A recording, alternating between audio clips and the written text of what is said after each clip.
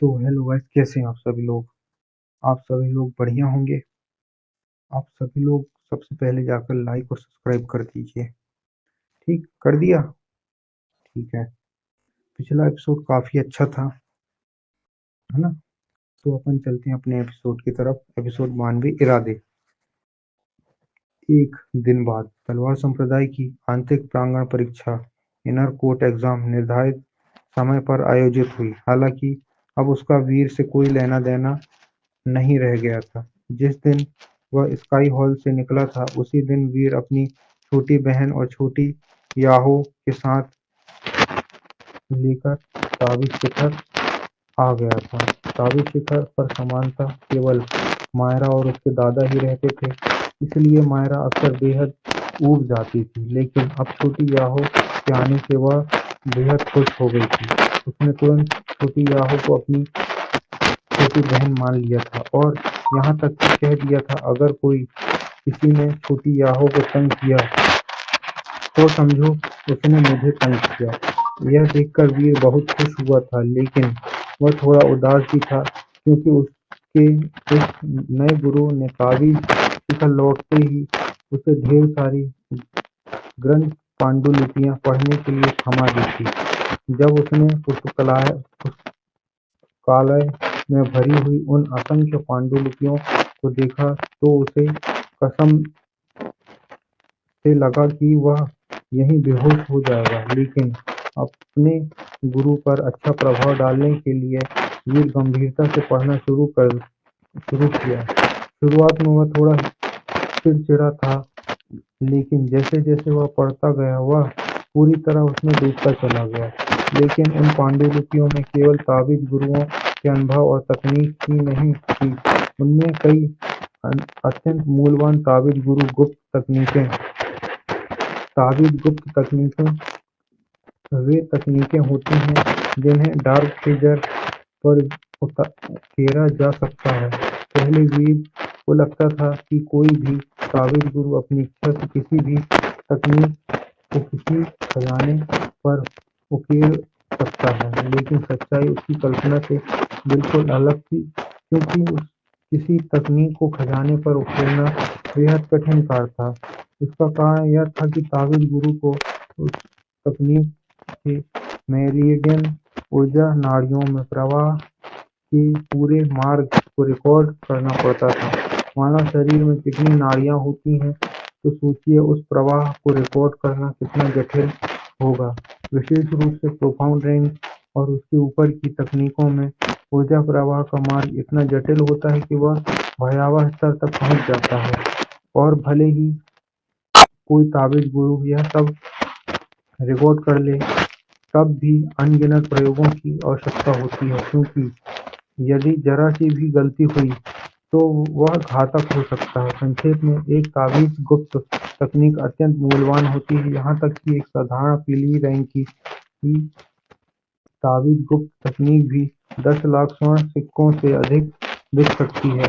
यह सब समझने के बाद वीर भी अधिक मेहनती हो गया। इस प्रकार वह लगातार 3 दिनों तक लिंग शान के निजी पुस्तकालय में रहा। चौथे दिन वह पुस्तकालय से बाहर निकला, क्योंकि सूक्ष्म आ चुकी थी। ताबीज शिखर तलवार संप्रदाय की 7 मुख्य चोटी में से एक था। यह बिल्कुल भी छोटा नहीं था। शिखर बादलों और धुंध से घिरा रहता था और वहाँ अनगिनत अनजान फूल खिले रहते थे।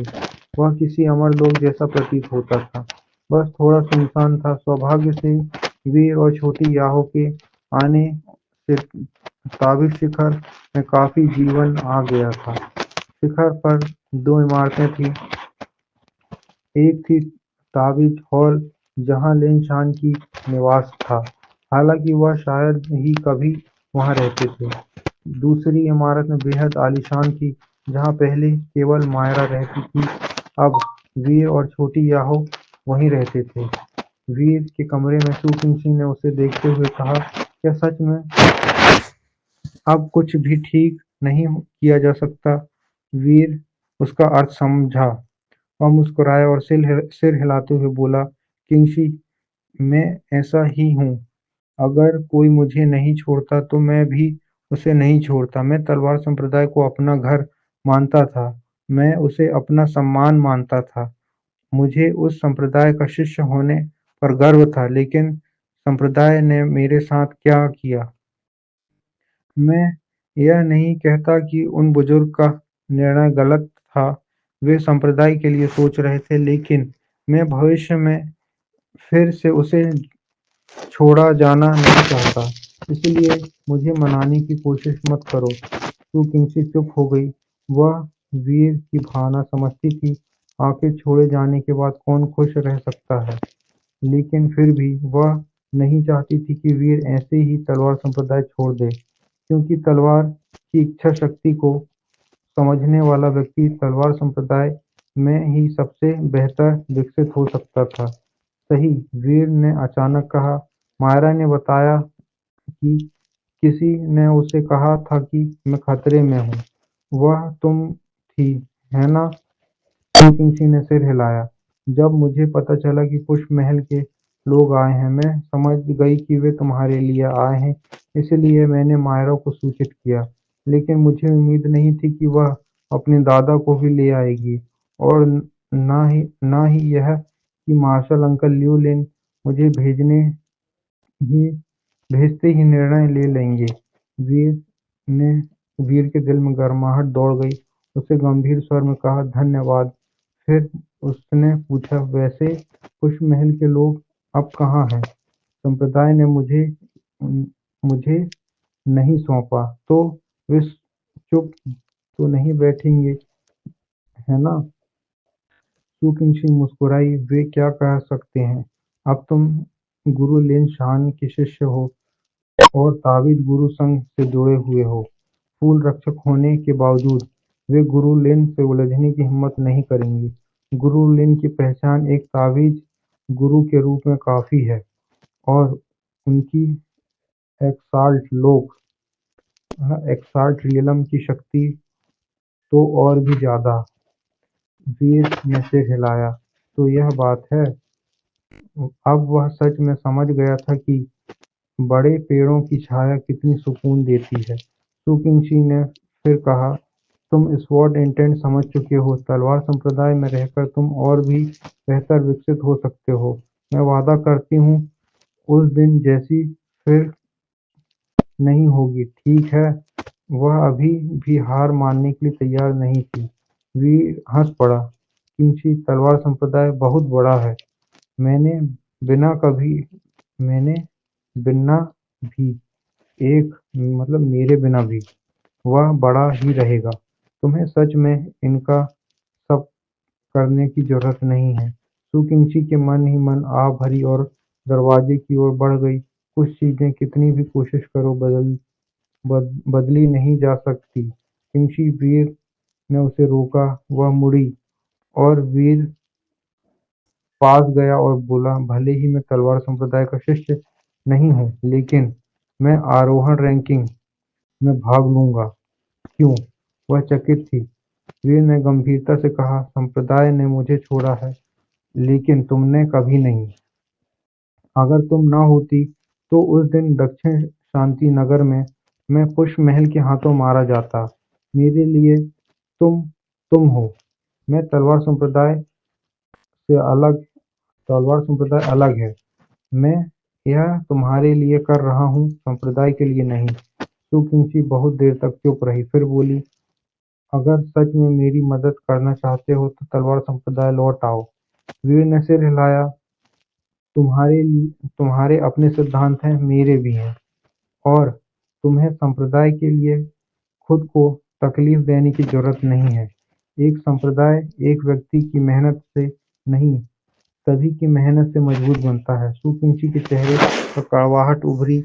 यह सोचते हुए, मुझे समझ नहीं आता, लेकिन मुझे मेहनत करनी ही होगी, क्योंकि मैं तलवार संप्रदाय की प्रमुख बेटी हूँ।